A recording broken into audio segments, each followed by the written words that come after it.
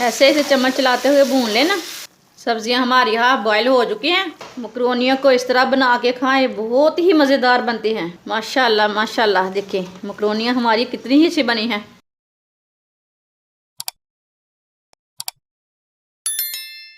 आधा cup oil डाल लेंगे। एक बारीक कटा हुआ प्याज डाल लेंगे।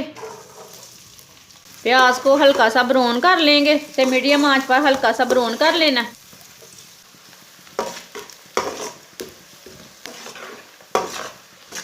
प्याज हमारे हल्के से ब्राउन हो चुके हैं। मटर डाल लेंगे। बारीक कटी हुई गाजरें डाल लेंगे। बारीक कटे हुए आलू डाल लेंगे। 1 चम्मच नमक डाल लेंगे। आधा चम्मच पिसी हुई लाल मिर्च। आधा चम्मच हल्दी पाउडर। आधी छोटी चमची साबुत ज़ीरा। इसे मिक्स कर लेंगे। सब्जियों को मिक्स करके इसे 3-4 मिनट के लिए भून लेना है।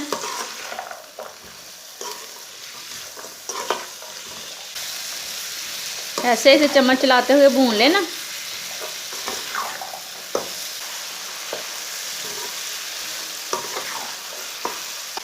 सब्जियों को मैंने भून लिया। सब्जियों का कच्चापन ख़त्म हो गया। साथ में मसाले हमारे भी पक चुके हैं। ये वाला 2 गिलास पानी डाल लेंगे।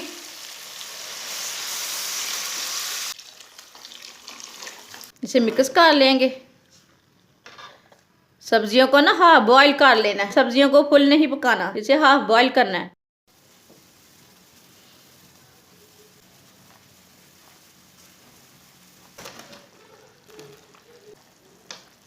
सब्जियां हमारी हाफ बॉईल हो चुकी हैं।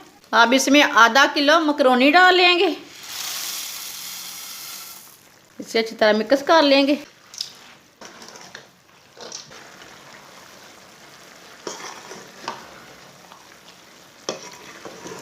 हल्की आंच पर इसके ऊपर ढक्कन लगा देंगे 10 मिनट के लिए। 10 मिनट हो चुके हैं, चेक कर लेंगे। 4 चम्मच केचप डाल लेंगे। केचप डाल के इसे अच्छी तरह मिक्स कर लेना।